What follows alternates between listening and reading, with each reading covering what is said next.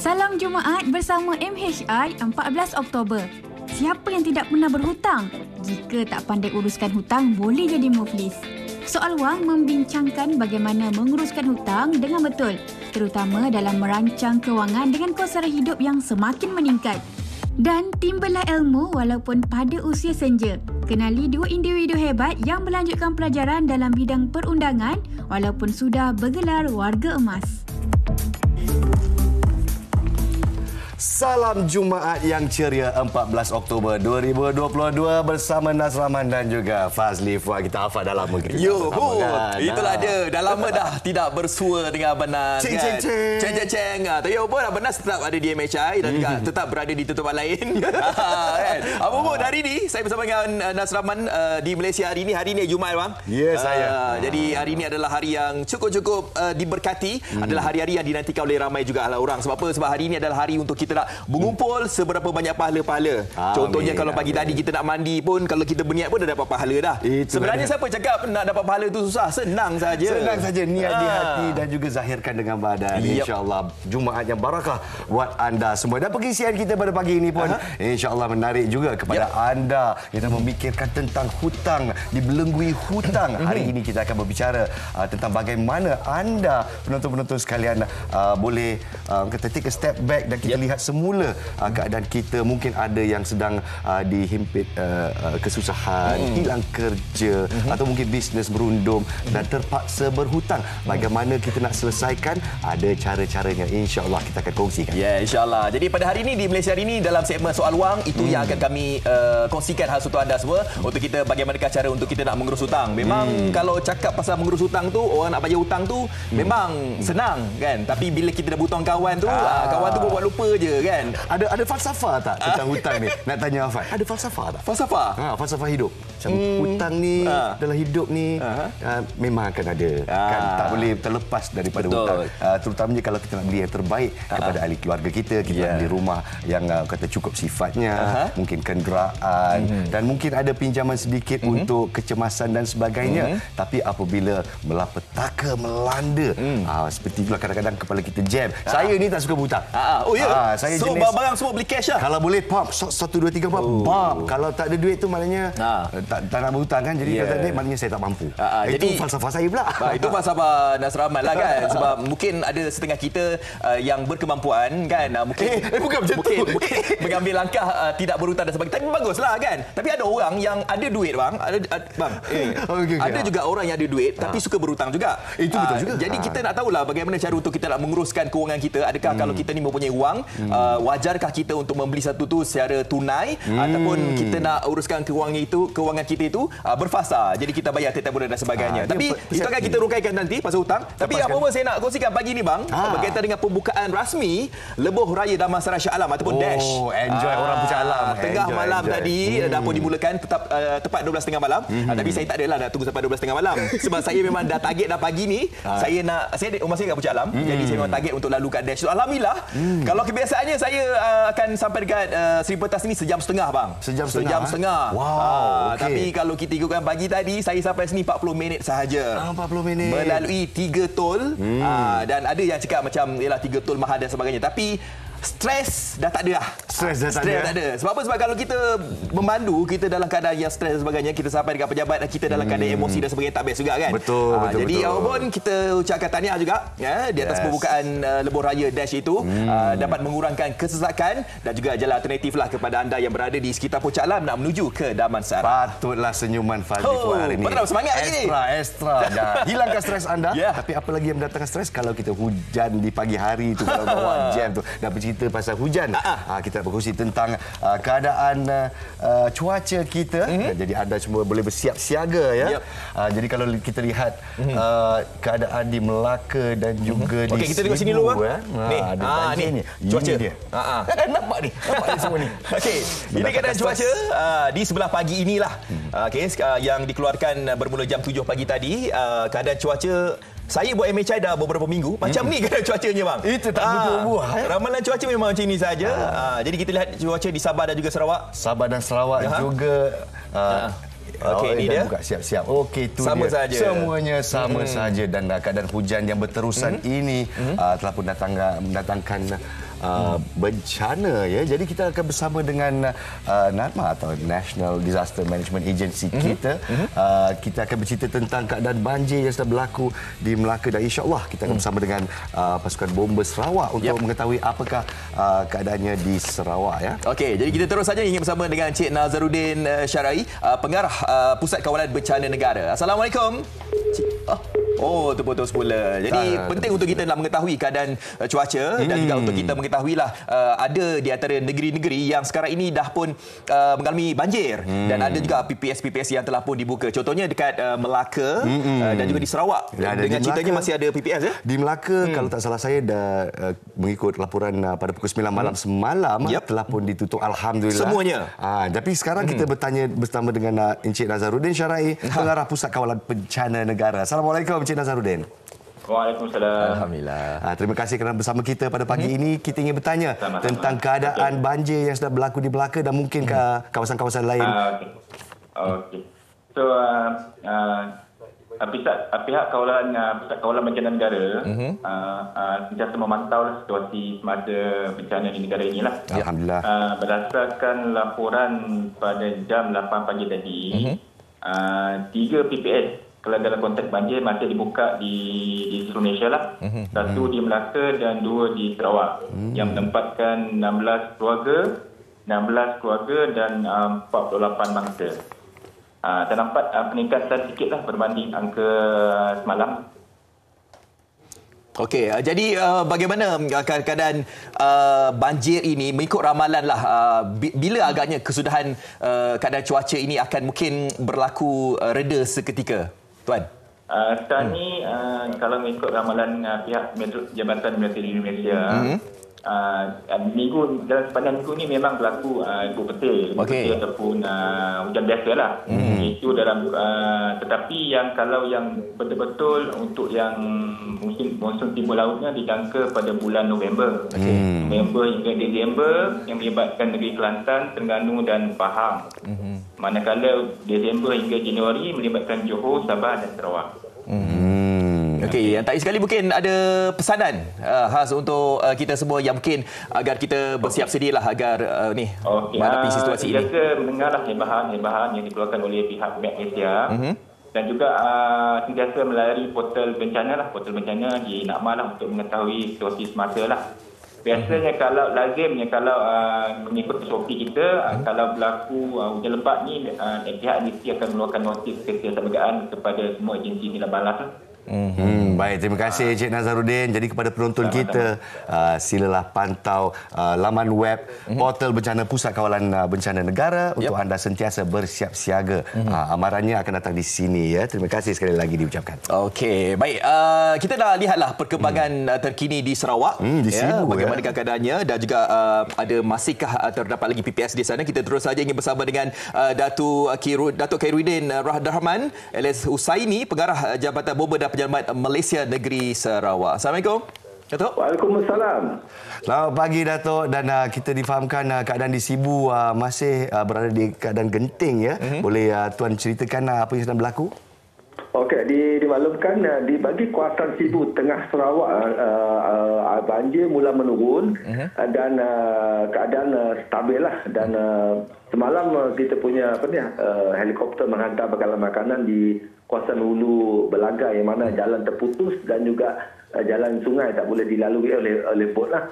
Dan bagi keseluruhan pusat perpindahan sementara di Sarawak ni, kita hanya 2 PPS dibuka melibatkan 8,220 KR, tetapi yang dipindahkan hanya 33 keluarga lah, yang melibatkan itu kurang 301,576 yang terjejas pertama kali di kawasan Marudi dan Long Teru lah. Dan pada masa sekarang Long Teru dan Marudi masih dalam aras bahaya. Aras waspada di kawasan Kuching, Betong dan juga Miri lah, Batunia. Secara keseluruhannya cuaca mula kembali macam awal pagi ni memang tenanglah di Sarawak ni dan tidak ada berawan dan sekiranya cuaca ini hari ini esok tidak ada hujan lah. Kemungkinan keadaan banjir dia akan mula surut lah dan akan kembali kepada normal dalam tempoh 2 atau 3 hari inilah. Sekiranya tidak ada hujan ribu petir berlaku dalam tempoh 2 atau 3 hari lagi lah. Jadi insyaAllah kita doakan semoga keadaan banjir di sana surut. Ya. Jadi kita tanya kepada Tuan juga bagaimana tahap kesiapsiagaan anggota bomba di sana dan bagaimanakah operasi itu dijalankan. Adakah semuanya terpaksa menggunakan aset-aset daripada Jabatan Bomba sendiri ataupun dibantu oleh agensi-agensi lain, Tuan? Okey, setakat inilah kita dengan pertama kali rakan sahabat kita Angkatan Pertahanan Awam Malaysia dan begitu juga Jabatan Kebajikan Masyarakat lah. Dan juga diawasi oleh Jawatankuasa Pengurusan Bencana Bahagian yang mana main peranan penting dalam menyusun atur dan juga koordinasi lah. Dan dari segi penghantaran makanan di kawasan ini masih lagi menggunakan hikmat penerangan udara unit udara bomba di Pangkalan Udara Miri. Dan begitu juga dengan penggunaan bot-bot kita di bagi kawasan yang mana risiko air deras ada kurang, kita masih menghantar menggunakan bot dan ada juga menggunakan lori-lori lah, lori APM dan lori Jabatan Bomba untuk memastikan bahawa bakul makanan yang diperuntukkan oleh Jabatan Kebajikan Masyarakat sampai kepada mangsa lah yang pertama kali di kawasan Ulu Baram lah, di Marudi, Long Teru dan juga di kawasan Belaga lah. Sebagai rakyat Malaysia, kita mengucapkan terima kasih di atas kesiapsiagaan pasukan bomba Sarawak dan semoga semuanya dipermudahkan di atas misi-misi penyelamat anda ya. InsyaAllah. Okey, baik. Terima kasih Datuk. Terima kasih. Okey, Assalamualaikum. Okey, itu kita telah bersama dengan Datuk Khairuddin Rahman Al-Husaini, Pengarah Jabatan Bomba dan Penyelamat Negeri Sarawak. Jadi apa yang diperkatakan, keadaan di sana masih lagi terkawal, masih ada PPS yang dibuka. Jadi kita doakan dalam masa 2-3 hari itu banjir akan surut dan kita juga nak ingatkan kepada anda supaya kita dapat tahulah keadaan cuaca dan juga keadaan sekeliling di tempat kita. Sebab ada di antara kita yang mungkin tidak sedar bila tidur malam, bangun-bangun pagi je dah nampak banjir dekat luar.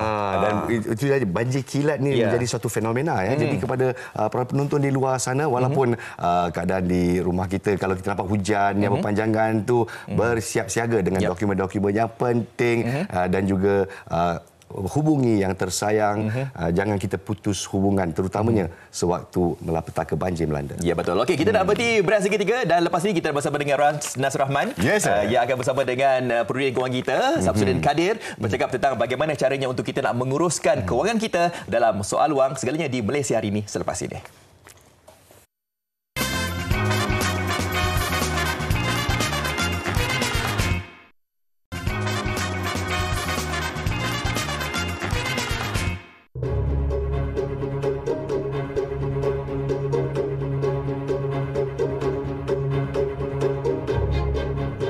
Kalau sekarang ni saya nampak trend berhutang adalah kad kredit lah. Kad kredit itu antara penyumbang terbesar lah saya nampak yang membebankan lah. Di mana kadang kita berbelanja tu tak mengikut kemampuan sebenarnya. Sebabkan kad kredit ni lah. Bagi saya kad kredit lah yang paling membebankan lah setakat ni. Bagi saya, hutang yang paling tinggi adalah kenderaan. Bila kita membuat loan, membeli kenderaan, dekat situ kita akan banyak loss sebenarnya lah. Kalau rumah, kalau kita buat loan dekat rumah makin lama makin naik harga. So dekat situ kita boleh bayar balik hutang dan mendapat sedikit keuntungan. Kalau kereta ni bagi saya no lah. Better kalau macam saya prefer untuk membeli kenderaan second hand lah. 2 hutang abang tak, 3 hutang. Hutang rumah, hutang kereta, hutang kredit kad, confirm. Semua ada hutang ni. Dan hutang paling tinggi sekali hutang kredit kad lah. Sebab interest dia paling tinggi. Kalau hutang rumah dia paling lama. Kalau hutang kereta tu biasalah kan. Semua orang ada hutang kereta, tapi yang paling tinggi hutang kredit kad, yang paling lama hutang rumah. Contoh 30 tahun, 35 tahun. Jadi hutang tu lah yang kita tiap bulan hiduplah hutang tu, tak nak hutang. Bagi saya hutang yang paling tinggi kan rumah lah. Rumah. Sebab dia punya interest semua tinggi. Satu lagi nak beli rumah, kalau ikutkan usia saya sekarang 33, masa saya start beli rumah dalam usia 26-5 macam tu, harga dalam 200k lah, 200k hingga 300k still boleh dapat rumah. Sekarang nak start harga rumah dah start daripada 600k, 500k. saya cakap pasal yang landed property lah. Memang susah. So, dia orang bagi hutang, tapi masa kita nak bayar balik tu, kalau katakan 500k tu kita kena bayar at least 2,500 lah hutang tu. So yang tu macam tinggi lah. Kereta motor still boleh lah. Walaupun dia punya interest pun tinggi juga. So itu adalah pandangan umum mengenai jenis hutang yang biasanya diambil oleh rakyat Malaysia. Berdasarkan statistik yang dikeluarkan oleh Bank Negara Malaysia melalui laporan tinjauan ekonomi tahun 2023, rakyat Malaysia kini perlu menanggung hutang isi rumah sebanyak 1.4 trilion ringgit. Jumlah hutang tersebut merangkumi pinjaman perumahan sebanyak 58%, pinjaman peribadi 13%, pinjaman kereta 12%, hutang kad kredit 3% dan lain-lain hutang sebanyak 14%. Walaupun paras hutang isi rumah Malaysia telah menurun sebanyak 4.2% pada akhir Disember 2021, namun Malaysia adalah antara negara yang memiliki tahun hutang isi rumah tertinggi di Asia Tenggara, mendahului Singapura dan Indonesia. Menurut Persatuan Penyelesaian Pengguna dan Peminjam Malaysia, sebanyak 32,000 peminjam dijangka muflis dalam tempoh 2 tahun akan datang jika kadar dasar semalaman terus dinaikkan oleh pihak BNM. Berdasarkan statistik yang dinyatakan oleh Menteri di Jabatan Perdana Menteri, Datuk Seri Wan Junaidi Tuanku Jaafar, sepanjang tempoh 2020 hingga Mei tahun ini, seramai 17,599 individu diisytiharkan muflis disebabkan hutang. Daripadanya, kaum Melayu paling tinggi iaitu sebanyak 10,266 kes, manakala individu berusia 35 hingga 44 tahun adalah paling banyak muflis. Satu kenyataan dikeluarkan oleh Menteri Kewangan Tengku Datuk Seri Zafrul Tengku Abdul Aziz pada Ogos lalu bahawa rakyat Malaysia banyak berhutang untuk membeli aset. Tetapi persoalannya, adakah mereka tahu menguruskannya? Adakah berhutang menjadi satu keperluan dalam kehidupan ini? Dan ada carakah untuk menghindarinya?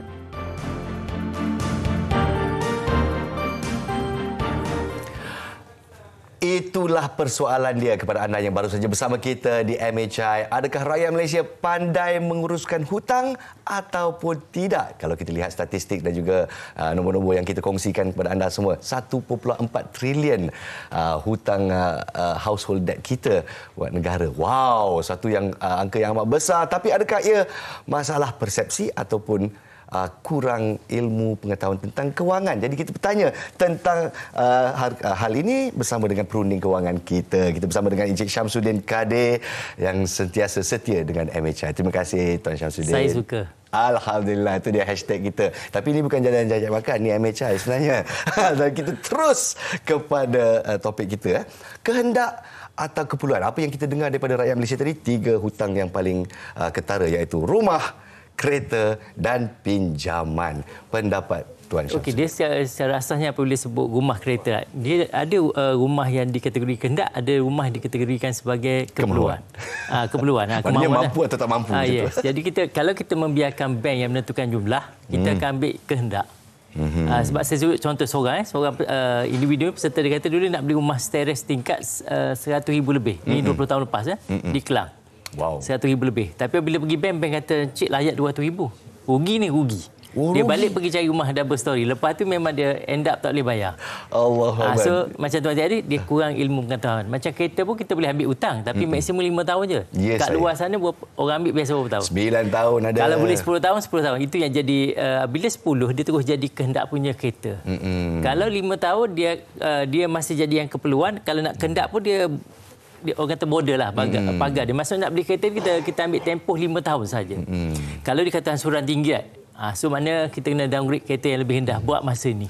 Tapi masalahnya banyak rakyat Malaysia yang tak sedar bahawa bila kita ambil tenure yang begitu lama, katakan 9 tahun 10 tahun nak bayar kereta, interest yang kita bayar tu menaikkan harga kereta itu secara keseluruhan. Jadi kita bayar lebih sebenarnya. Jadi adakah sekali lagi persepsi atau kurang ilmu? Kurang, dia sebenarnya kalau tengok betul-betul adalah kurang ilmu. Sebab kalau kita tahu, ialah macam beli kereta, kita beli kereta dengan harga satu jumlah. Contoh ada yang orang beli RM285,000. Kalau guna duit gaji lah. Kalau guna duit syarikat tu tak apa. Sebab setengah orang pakai kereta besar ni syarikat punya kereta. Kalau duit sini RM285,000, lepas 10 tahun dia akan jadi RM30,000 je. Tapi kita tak, kita bayar pun bukan RM285,000, kita bayar RM300,000 lebih. Dia kereta ni adalah no matter what, dia adalah pelaburan besi buruk. Tak kira kereta apa kita beli jenama. Untuk saya, dia dah jadi bukan aset lagi, dia dah liability dah. Kita pusing crank kereta tu, boom, terus harga dia dah turunkan.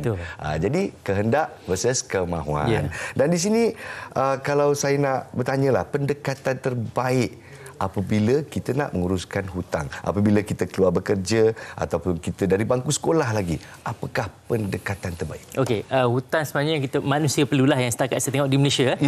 Selama 20 tahun saya dalam bidang ni, saya nampak yang diperlukanlah rumah dan kereta sahaja. Lain pada tu adalah hutang-hutang yang cari penyakit. Cari penyakit, kita cari penyakit tu. Bukan penyakit tu datang sekali tak sengaja, tak ada. Kita yang cari.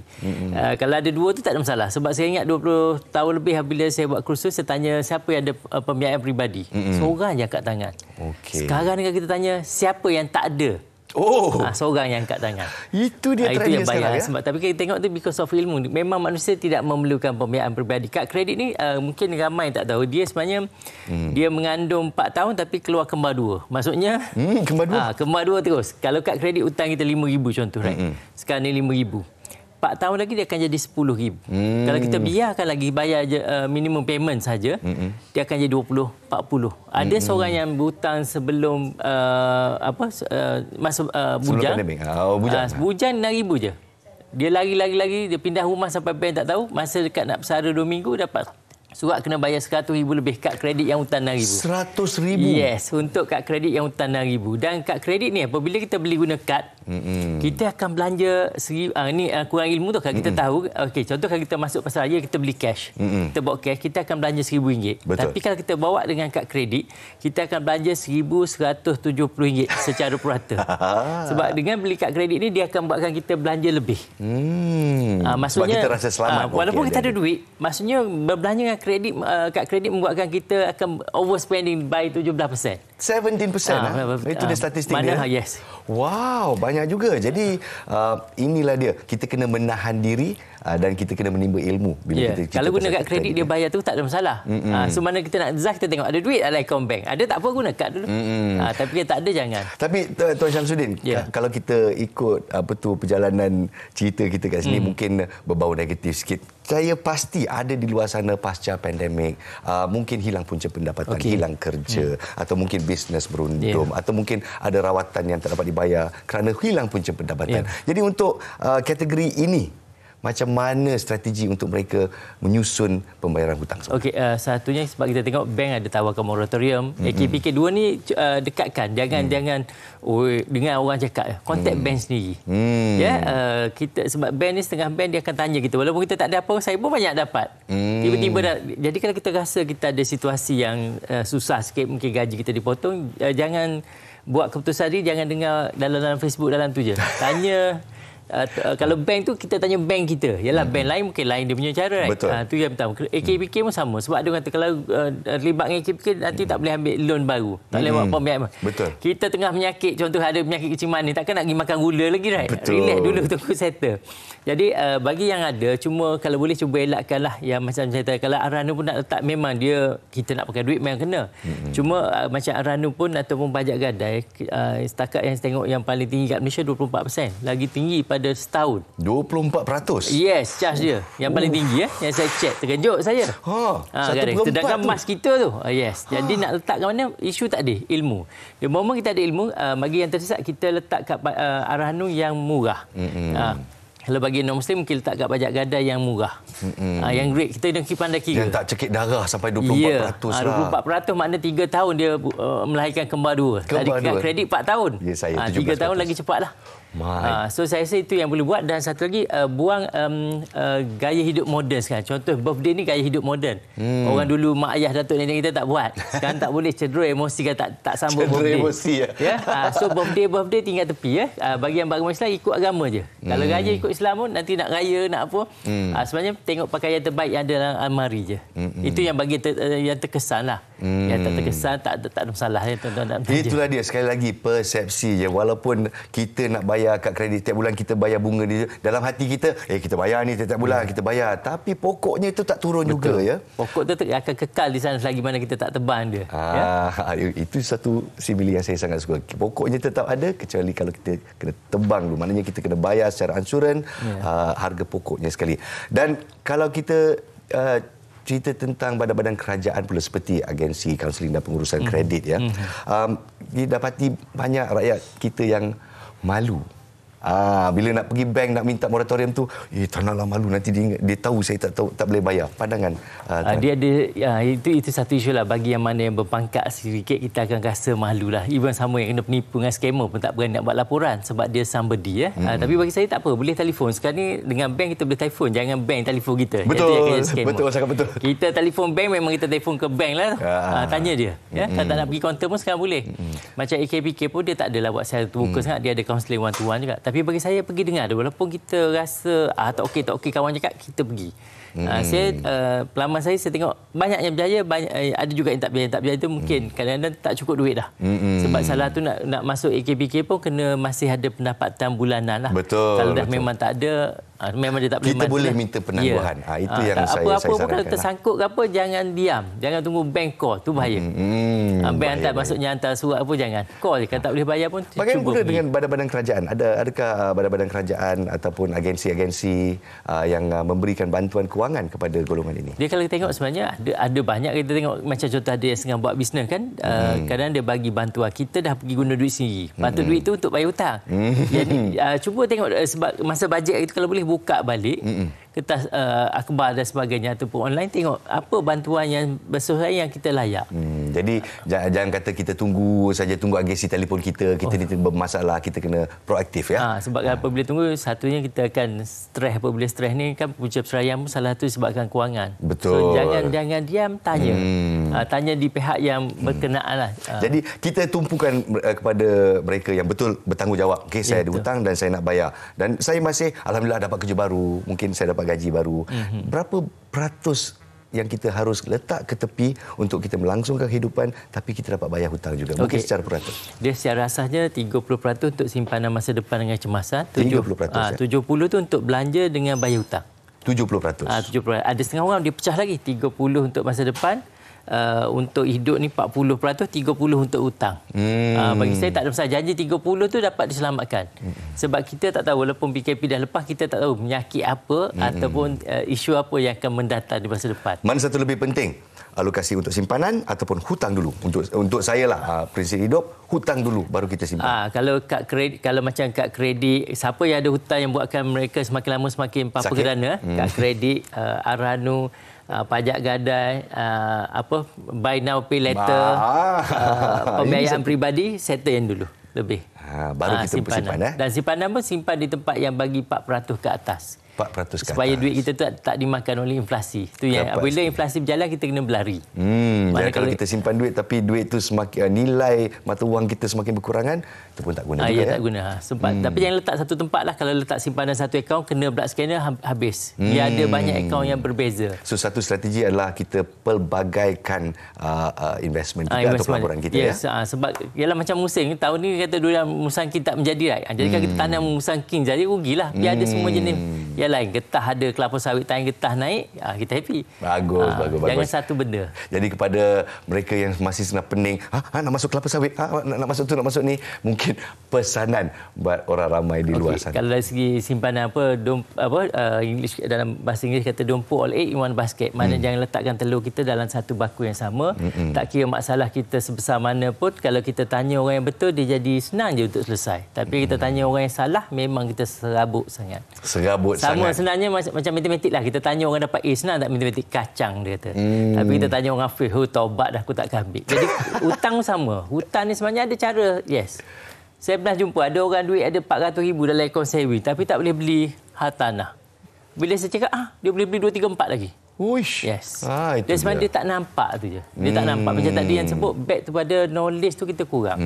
Ya? Dan kita ingat kalau simpanan biasa, duit kita akan jadi double dalam 90 hingga 480 tahun. So jangan letak dalam simpanan biasa. Okey.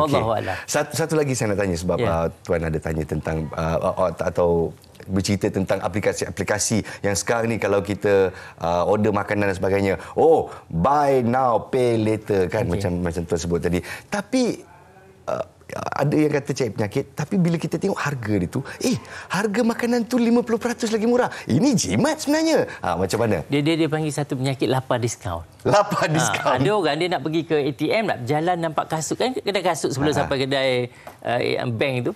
Dia nampak, tak cantik. Tiba-tiba sampai, dia tak nak beli kasut, nak pergi ke ATM kan, kita lalu dia datang kedai. Tapi sampai hujung tu dia nampak diskaun 70%. Cantik. Itu ada penyakit. Dalam kewangan dia panggil lapar diskaun. Kadang-kadang baju kita dah cukup, dah baju kemeja. Tapi sebab dia diskaun ni, tak beli rugi. Rugi. Itu bahaya. Sebenarnya kita ni duit cukup tak? Tak cukup. Duit kita tak akan cukup. Gaji besar mana pun, itu sebab pakai kereta semewah mana mesti ada break. Tak ada break masuk ke gaung, right? Jadi kalau macam kes tadi, tak apa. Kalau orang yang display betul, dia ada duit lebih, dia dah allocate hari ni nak makan luar lah. Dia dah peruntuk. Tiba-tiba diskaun, ambil lah. Tapi kalau orang yang macam saya ni, bahaya sikit. Saya tak, buy now pay later, saya galakkan rakyat Malaysia jangan langsung. Janganlah. Dia macam ni, orang berniaga, dia buat macam tu, mesti ada game dia. Walaupun kadang-kadang setengah dia tulis zero interest. Jangan. Sebab kalau nak cerita pasal etika dan sebagainya pun tak payahlah kan. Kalau boleh janganlah. Beli rumah kereta lah kita berhutang. Yang lain cuba sedaya upaya. Kahwin pun sama, jangan berhutang. Kalau kita start kahwin, kalau kita ulaskan sikit boleh sila. Kalau kita start berhutang dengan kahwin, dia sebenarnya takut nanti apa orang kata. Jadi sebenarnya dia ada dua yang menyebabkan kita berhutang. Satu, malu nanti apa orang kata. Contoh tuan kahwin 7 kemah. Saya gaji besar sikit pada tuan. Takkan saya 7 juga. Itu yang jadi isunya. Sebenarnya walaupun gaji besar, komitmen banyak. Tak payah buat yang sekadar guna duit cash kita. Jangan berhutang. Kalau kita berhutang memang masa depan kita memang gelap. Kita dah awal-awal dah kita tunjuk ke pasangan kita ni orang yang takut nanti apa orang kata. Dan kita menunjukkan bahawa kita seorang yang tidak pandai mengagihkan kewangan. Dia apa-apa memang duit kita takkan cukup. Starting belum kahwin, tak apalah, makan kat lantai dulu. Kenyang right? Kenyang juga right? Makan kat lantai. Saya dulu pun macam tu, kita susah senang bersama. Allah macam orang kata berakit-rakit dahulu right? Dia memang asal sama. Saya pun sama. Start kalau orang datang rumah, tak ada meja makan. Nak tolong belilah. Itulah jawapan saya. Tanyalah isteri saya kat rumah. Tuan Syamsuddin, terima kasih banyak-banyak di atas penerangan anda dan diharap penonton di luar sana juga kita faham akan apa itu kehendak, apakah itu kemahuan dan disiplin dan ilmu pengetahuan tentang kewangan sangat-sangat penting. Jadi teruskan menonton kita setiap hari Jumaat untuk segmen kewangan kita. Tuan Syamsuddin, sekali lagi #saya suka. Saya suka. Saya lagi suka. Saya pun suka juga dan kita berehat seketika. Dan apabila kita kembali, inspirasi pagi buat anda, warga emas yang kembali belajar suatu kerjaya profesional. Siapakah mereka? Semuanya selepas ini.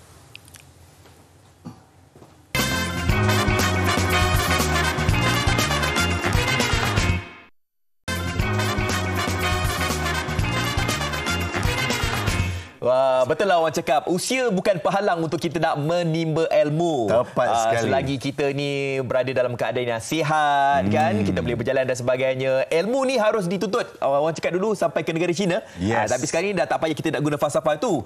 Sebab dekat dalam negara kita pun kita dah boleh dapatkan pelbagai ilmu pengetahuan dalam apa saja bidang-bidang yang kita inginkan. Waktu mungkin pada permulaan mungkin kita di usia muda, mungkin kita tidak dapat kecapi ataupun mungkin kita ada masalah-masalah tertentu. Tepat tapi kalau kita ada usia tu, bolehlah kita dapat gapai impian kita tu.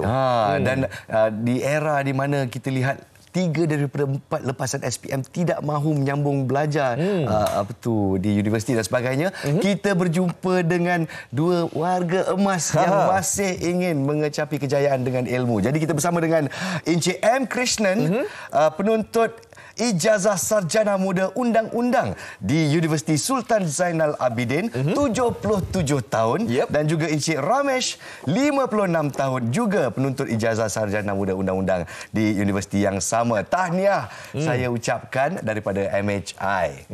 Betul. Okey. Soalan yang pertama ni kita nak tanyalah Mr. Krishnan terlebih dahulu. Usianya 77 tahun. Ada yang mengatakan bahawa usia 77 tahun ni kata orang tu dah bersara ni, duduk dekat rumah rehat, main dengan cucu dan sebagainya. Tapi dia fahamkan Mr. Krishnan dah ada cucu, dah ada cicit pun kan. Jadi kita nak tahulah bagaimana dan apakah inspirasi yang boleh menyebabkan Cik Krishnan ni boleh menyambung pelajaran bukan calang-calang ni dalam bidang undang-undang ni. Silakan Mr. Krishnan. Saya ini masa kerja pun sudah meneruskan belajar. Pelajaran saya cuba undang-undang masa dulu jadilah. Jadi bila saya sudah besar, saya juga ambil diploma dalam pengurusan sumber manusia pada umur 50. Lepas itu saya juga buat sarjana muda sains kemasyarakatan di USM pada umur 73. Jadi pada saya pelajaran itu tak ada terhingga lah, kita boleh teruskan. Saya sangat kagum. Jadi ini bukan degree ataupun ijazah yang pertama. Ini ijazah yang kedua. Ini kedua saya. Ijazah yang kedua. Kenapa memilih undang-undang? Saya pasal saya dulu kerja sebagai pembantu tadbir, sebagai penani kewangan. Jadi masa saya kerja banyak saya dengan peraturan-peraturan mengenai kewangan, saya belajar. Lepas itu saya juga terlibat dengan persatuan-persatuan mana saya menjadi setiausaha, membuat minit, panggilan, mesyuarat, perlembagaan, semua saya ambil tahulah. Mr. Krishnan, saya difahamkan ini bukan kali pertama Mr. Krishnan mengambil jurusan undang-undang. Waktu ketika berusia 40-an, difahamkan waktu ketika itu pun Mr. Krishnan dah pun ambil jurusan undang-undang ni, tapi tak habis belajar. Macam mana? Habis belajar. Tahun pertama saya sudah berhenti kerana pada masa itu saya kerja sebagai pesuruh jaya sumpah. Jadi tak ada masa lagi pun saya kena berulang-alik ke Kuala Lumpur. Makan belanja banyak. Sekali saya pergi 200, sebulan kena dekat 1,000 lah. Jadi pendapatan tak cukup. Dan ada komitmen dengan keluarga. Jadi saya lepas je lah. Lepas itu pada umur 65, pesuruh jaya sumpah pelantikan itu dah habis. Saya cuba juga undang-undang tak dapat sambung di mana-mana universiti. Saya ambil sains kemasyarakatan untuk masa lapang itu saya buat 5 tahun. Saya belajar dengan secara jarak jauh. Kita memang kagum dengan inspirasi yang dibawa oleh Encik Krishnan ya. Dan sekarang kita bersama dengan Encik Ramesh pula, 56 tahun yang mengambil jurusan yang sama. Jadi Encik Ramesh, adakah ini suatu keputusan yang dibuat secara mendadak atau dah lama menanam azam untuk mengambil ijazah ini? Encik Ramesh? Mungkin Encik Ramesh. Encik Ramesh dengar suara kami? Ya, baru dengar Encik. Okey. Seperti yang kita tanya tadi ya. Apakah yang menjadi pendorong buat Encik Ramesh pula untuk mengambil ijazah sarjana muda undang-undang?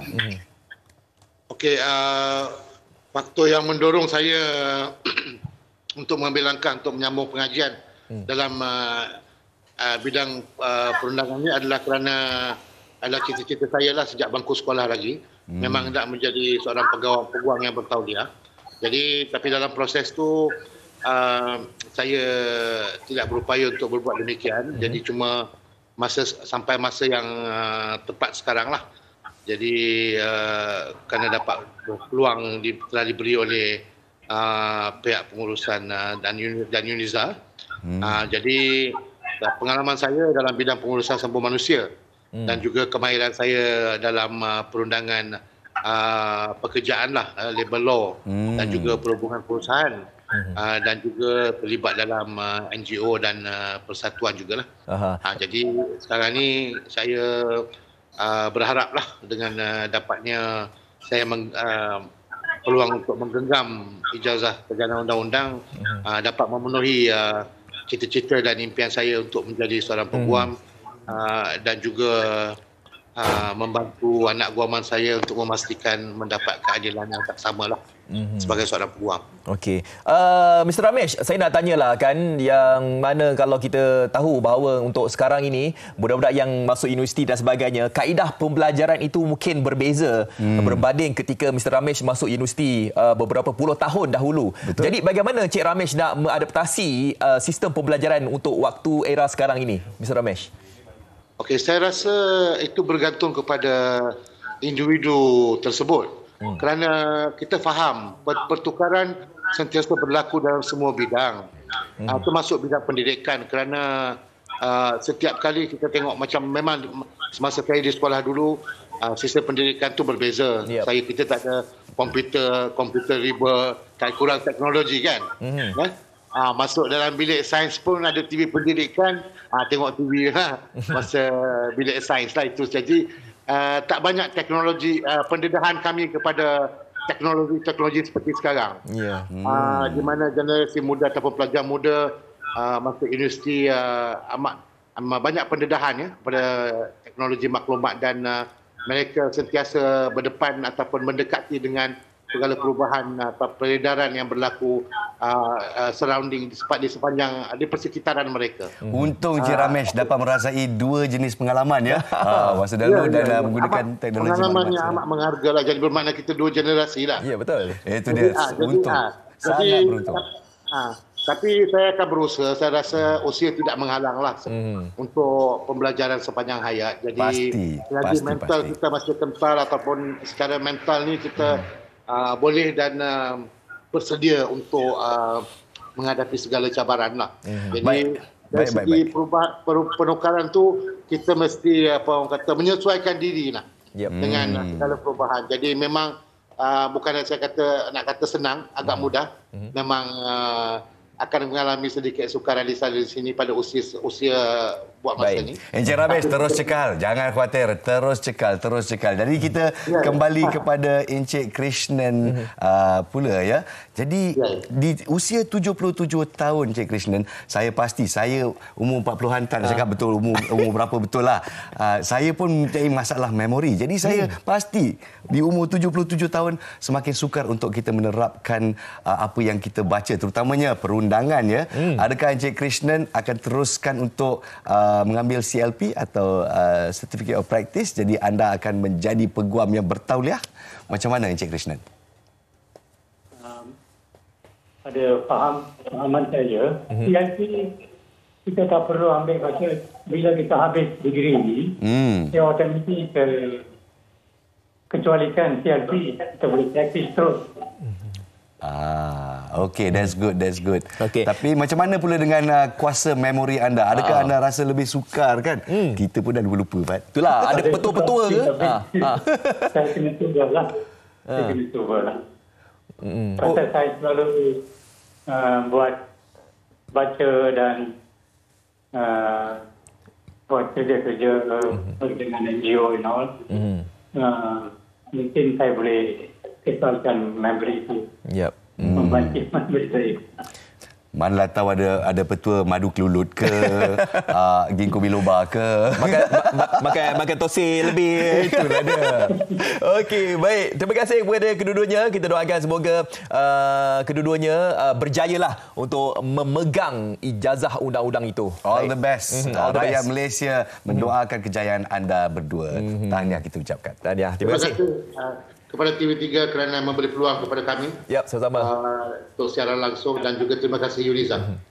Betul. Okey, ini adalah salah satu daripada tujuan untuk kita nak memberi inspirasi lah kan, agar kita semua yang mungkin berada dalam keadaan yang sihat, ada kudrat, boleh sama belajar. Ada banyak apa tu kursus-kursus online yang kita boleh sertai untuk kita juga memegang ijazah yang baru. InsyaAllah. Okey, kita berehat seketika. Kita nak berhenti berehat seketika, dan lepas ini kita bercakap tentang pembangunan kompleks Mahat Darul Faizin di Melaka. Jadi anda jangan ke mana-mana.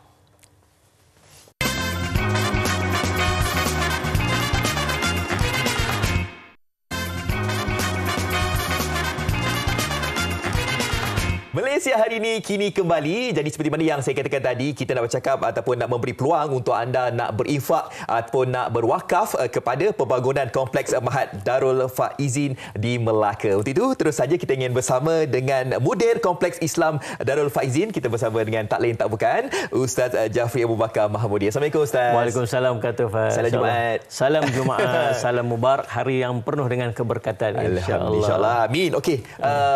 Awal ini mungkin boleh bagi pengenalan Ustaz berkaitan tentang Mahat Darul Faizin ini. Baik, alhamdulillah wassalatu wassalamu ala Rasulillah wa ala alihi wa sahbihi wa man tabi'ahum wa wala. Hari ini hari Jumaat, hari penuh barakah.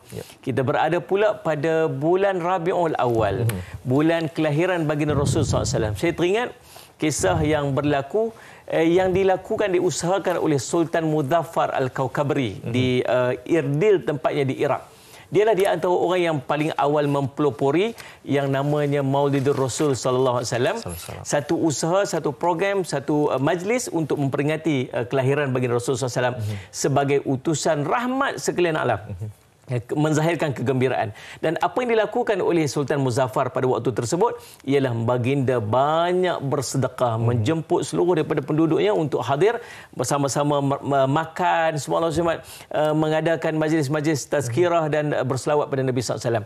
Sebab itu ulama menyebutkan bahawa di antara amalan yang boleh kita lakukan dalam keadaan penzahiran rasa cinta kita kepada baginda Rasul SAW ialah dengan kita memperbanyakkan sedekah. Jadi cantiknya hari ini, hari Jumaat, bulan Rabiul Awal, dan kita berada pada waktu pagi, waktu yang dijanjikan keberkatan oleh baginda Rasul SAW.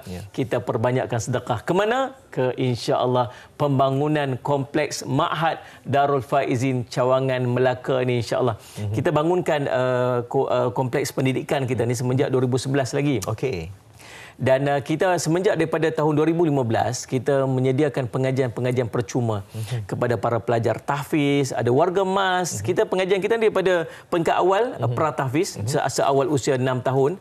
Kemudian kita ada pelajar tahfiz 13 tahun dan ke atas, dan kita ada warga emas. Jadi ramailah dekat madrasah kita tu. Pertama kita bangunkan di kompleks kita di Bandar Baru Kedah, keluasan 8 ekar, dan ini yang ketiga sebenarnya.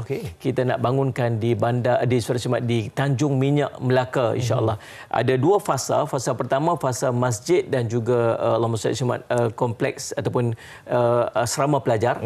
Yang keduanya kita nak bangunkan rumah warga emas dan juga rumah guru dan kaki tangan, insya-Allah di Tanjung Minyak Melaka ni, insya-Allah. Insya-Allah. Jadi bagaimana Ustaz tentang kerja-kerja pembangunan dan bagaimana sumbangan terkini orang ramai Ustaz? Saya nak mengambil kesempatan ini untuk ucapkan jutaan terima kasih kepada semua yang telah menyumbang dan bersama dengan kita semenjak daripada awal dahulu. Alhamdulillah kita sekarang ni sudah mencecah 70% peringkat pembangunan Salih Asyik Muhammad, dan Allahumma salli ala Muhammad. Setakat sekarang ni kutipan telah mencecah 3.4 juta daripada 5 juta keseluruhan ataupun 6 juta keseluruhan yang kita target, insya-Allah. Tuan-tuan yang dirahmati sekalian, yang nak kita bangunkan ini bukan sekadar sekolah, tetapi kita nak bangunkan pusat pengajian kepada masyarakat seluruhnya di kawasan itu. Ada orang menuntut ilmu, ada kuliah-kuliah pengajian yang kita susun, pelajar-pelajar kita, dan di sini kita buat pengajian turath, pengajian kitab turath. Kalau di Kedah kita buat pengajian tahfiz, insya-Allah. Jadi tuan-tuan saya semat, manfaat kepada madrasah nak kita bangunkan bukan sekadar pelajar, tetapi juga kepada masyarakat seluruhnya. Masjid yang nak kita gunakan ini masjid yang akan beroperasi hampir 24 jam. Sebab 4.30 pagi dah pelajar dah masuk untuk pengajian kelas mereka, kelas tahfiz mereka, sehingga ke 11 malam, insya-Allah. Insya-Allah, masya-Allah kan. Tak sabar lagi sebenarnya kan untuk kita nak melihat kerja-kerja ini selesai nanti, insya-Allah. Insya-Allah, insya-Allah. Okey, tinggal 30% saja lagi. Lebih kurang untuk fasa yang pertama. Untuk fasa yang pertama. Baik, kita nak tahulah tentang kebaikan untuk kita nak berinfak duit kita ni. Lebih-lebih lagi dalam pembinaan masjid dan juga Mahat ni. Tuan-tuan yang sekalian, Nabi SAW menjanjikan dengan pelbagai janji-janji kelebihan tentang orang yang bersedekah. Bahkan subhanallah, saya cuma yang nak kita bangunkan ini bukan sekadar satu pusat pengajian biasa, tetapi yang pertama ini kita nak bangunkan masjid. Nabi SAW menyebutkan tentang barang siapa membangun masjid walaupun sebesar sarang burung saja, maka Allah akan membina untuknya satu rumah dalam syurga. Tuan-tuan, Allah SWT, Nabi SAW menyebutkan, idza mata ibni Adam, bila mati saja anak Adam, maka terputus segala amalan kecuali 3 perkara. Sedekah jariah, ilmu yang bermanfaat, dan anak-anak yang soleh mendoakan. Kita mengharapkan ketiga-tiga ketiganya ada di madrasah kita tu, sumbangan tuan-tuan berikan ini. Pertamanya kita nak bangunkan masjid dan sekolah. Sudah pasti dia ada sana sedekah jariah ataupun dana yang bermanfaat. Selagi kita manfaatkan bangunan tersebut, selagi itu tuan-tuan mendapat manfaatnya. Yang keduanya tuan-tuan, kita nak melahirkan anak-anak yang menghafaz Al-Quran, yang belajar ilmu agama. Dan mudah-mudahan satu hari nanti mereka akan menyampaikan ilmu kepada masyarakat dan kita nak menumpang manfaatnya. Yang ketiga di sini, kita didik anak-anak ini dengan adab-adab, kesopanan. Dan Ustaz Yusri Muhammad, paling tidak mereka berdoa kepada ibu dan ayah mereka. Dan inilah yang kita harapkan tuan-tuan, ketiga-tiganya kita peroleh daripada sumbangan yang telah kita berikan kepada madrasah ini, insya-Allah. Ada seorang ulama namanya Syekh Tahir Baghdadi nama dia. Murah rezekinya. Lalu ditanyakan kepadanya apa yang menyebabkan murah rezeki dia. Dia kata 3 perkara amalan dia. Pertama, solat duha. Yang kedua, surah Waqiah. Dan yang ketiga, bersedekah. Dia kata kalau kamu tak mampu untuk melakukan kesemuanya, jangan tinggalkan satu perkara yang namanya sedekah. Maka beramal yang sedekah, tuan-tuan sekalian, bantu kami untuk kita sama-sama realisasikan pembangunan Ma'had Darul Faizin Cawangan Melaka ini, tuan-tuan. Allah saja memberikan ganjarannya. Ingat, hari ini hari Jumaat. Hari ini hari Allahumma salli ala Muhammad. Pagi, pada waktu pagi yang penuh barakah. Dan kita berada pada bulan Rabiul Awal. Dan kami nak bagi sikit hadiah kepada tuan-tuan, kepada yang mewakaf, insya-Allah kalau 100 ringgit ke atas kita hadiahkan buku-buku yang kita keluarkan, dan kepada yang bawah 100 ringgit kita sediakan kepada tuan-tuan e-book untuk tuan-tuan manfaatkan dalam kehidupan tuan-tuan, insya-Allah. Jangan bertangguh, insya-Allah, teruskan. Insya-Allah. Jadi sama-sama kita mengumpul sama Irat, insya-Allah. Insya-Allah. Terima kasih Ustaz. Sama-sama Faiz. Assalamualaikum. Waalaikumsalam. Okey, itu dia kita telah pun bersama dengan Ustaz Jafri Abu Bakar Mahmudi, Budir Kompleks Islam Darul Faizin. Kita nak terus saja bersama dengan Nas Rabah di sana. Silakan Nas. Saya sedang berdoa dengan sekhusyuk-khusyuknya kerana harap-harap Encik Fazli Fuad kita terbuka hatinya untuk bersedekah. InsyaAllah. Kita semua. Kalau boleh sedekahlah sikit kat sini kalau boleh. Itulah sebenarnya. Okey, untuk kita menutupi rancangan Malaysia hari ini, kita nak sarankan untuk anda mengembangkan minda dan ilmu bersama dengan apa yang kita ceritakan di buka pertama akhbar ini. EBH Projek Malaysia Gah di London, Projek Battersea kita berjaya dilancarkan di London, dan Duli Amat Mulia Seri Paduka Baginda yang di-Pertuan Agong bersama dengan Duli Amat Mulia Raja Permaisuri Agong berada di sana untuk merasmikan satu bangunan yang ikonik. Betul. Okey, dan di Utusan Malaysia kita nak bercakap tentang politik. PAS pilih kekal bersama dengan Perikatan Nasional. Jadi bermakna dekat sini muafakat nasional itu berkubur. Bacalah dan terus membaca Iqra. Dan besok kita bersama dengan Dayah bakar kita. Mana pula Dayah tu? Dayah nak ke hutan. Kau boleh percaya? Oh, tapi dia hutan dalam bandar sebenarnya. Dalam bandar, kerana dia pun orang bandar. Jadi kita bersama dengan MHI esok pagi. Assalamualaikum. Waalaikumsalam. Salam Jumaat. Bye-bye.